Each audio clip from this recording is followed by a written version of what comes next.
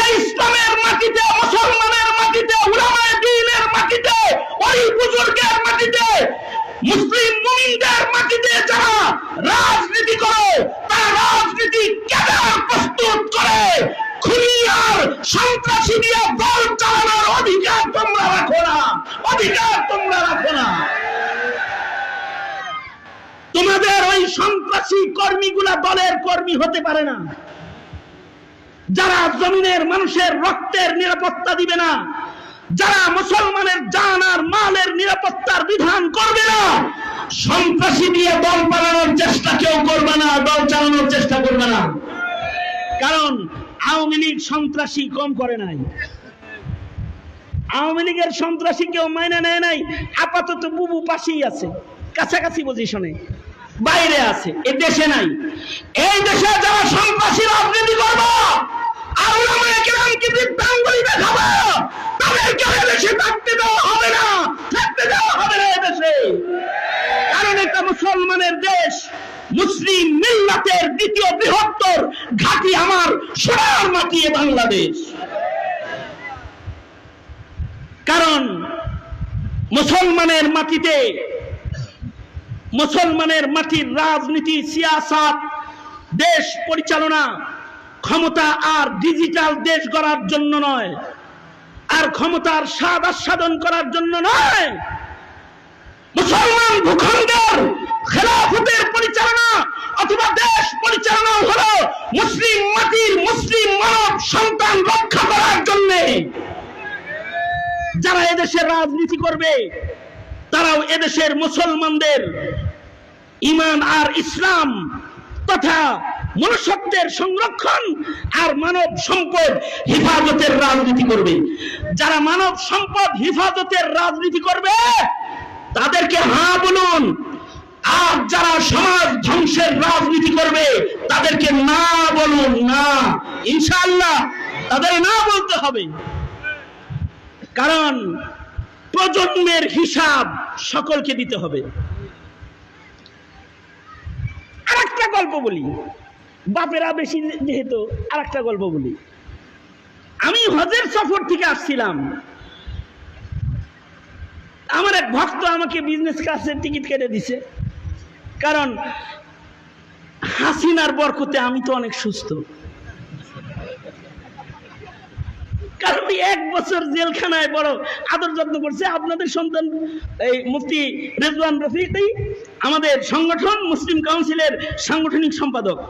উনি আর আমি পাশাপাশি ছেলেই ছিলাম, আমার যে কত আদর করছে উনিও দেখছে। আমি অসুস্থ ছিলাম, জেলখানায় হাসিনার আদর যত্নে আমার কাঁচা দাড়িগুলো পাকছে, বুড়ো সুদ্ধা সাদা হইছে, আর মোটামুটি কোমর হাড্ডি যা আছে এগুলো সব আলাদা আলাদা হয়েছে আর কি। আমার এই বাহ্যিক হালত যারা জানে তারা আমার খেদমত করে। আজকেও তো আমি দামি গাড়িতে চড়ে আসছি, ল্যান্ড ক্রুজার, তাও V8, এমপিরা যেটা ব্যবহার করে ওইটা নিয়ে আমি আজকে আসছি। কিন্তু এটা তো আমার গাড়ি না। আমার ভক্ত বলে যে হুজুর কষ্ট করে যাইবেন, হাসিনা তো আপনার খেদমত করছে, আমরা একটু খেদমত করি, এটা লয়ে যান। তো যাই হোক, মোল্লা তো আল্লাহর দ্বারের ফকির, বিজনেস ক্লাসের টিকিট দিল এক হাজী সাহেব, উনি আমার বিজনেস ক্লাসে উঠায় দিছে। আমি যখন বিজনেস ক্লাসে, তো বিজনেস ক্লাসে তো কোন কোন যাত্রী এই বিজনেস ক্লাসে উঠে তাদের একটা লিস্টি বিমান ক্রুদের কাছে আগেই থাকে যে অমুকের নাম এই, অমুক সিটে এই, অমুক সিটে অমুক আছে। তো একজন এসে বিজনেস ক্লাসে আমার সামনে এসে দাঁড়ায় বলতেছে, your name Khalid Saifullah Ayubi? Yes, Khalid Saifullah Ayubi. ও বললো, মাই নেম ইজ আলী, আমার নাম আলী, আমি তোমার খেদমতে আছি, যা কিছু লাগলে আমার কাছে চাইবে। চলে গেল। আমার জন্য জুস, বাদাম, এই অনেক কিছু নিয়ে আসলো। কয় মিনিট? 15 মিনিট। হ্যাঁ, আপনারা কয় মিনিট আছেন? কতক্ষণ থাকবেন? কেউ নড়াচড়া করবেন সামনে? কতক্ষণ থাকবেন? রাত বাজে প্রায় 12টা। কতক্ষণ থাকবেন? না না না না, এক্স্যাক্টলি আসলে সত্য কথা বলেন, কতক্ষণ থাকবেন? ওই চাচার মতো বলেন। কতক্ষণ থাকবেন? 1 ঘন্টা 1 ঘন্টা 1 ঘন্টা থাকবেন? এই গরমের ভিতরে আমি 1 ঘন্টা থাকবো না, আরো কম থাকবো। আপনাদের নিরাশার কিছু নাই, তাহলে তাড়াতাড়ি আপনাদের ভিতরেই আছে। সুতরাং আপনারা নড়াচড়া করবেন না, নিরিবিলি বসে 2-4টা কথা শোনেন আর কি। 2 হাত উপরে তুলেন তো দেখি, সোজা করেন, সোজা করেন, আঙুলগুলো খুলে দেন তো দেখি, নাড়াচাড়া দেন দেখি।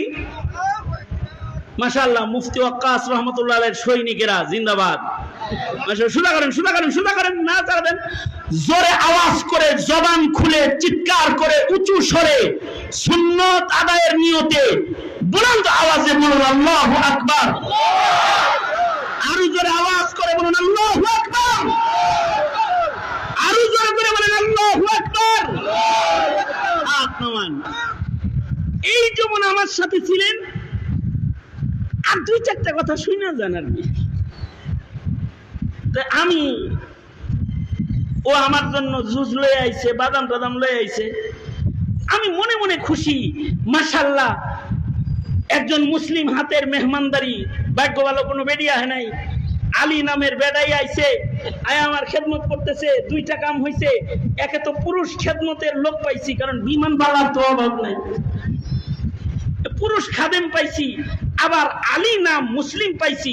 মাশাআল্লাহ, আলহামদুলিল্লাহ। আমি ভিতরে ভিতরে আলহামদুলিল্লাহ পড়ছি আর কি মনে মনে। একটু পরে আসে যায়, ও আমার দিকে বারবার তাকায়। কিছু সময় পরে কাছে এসে বলে, আমার চেহারা ধরে বলে যে ইউ আর এ সুন্নি মুসলিম। দাড়ি ধরে বলতেছে, you are a Sunni Muslim brother, you are a Sunni Muslim.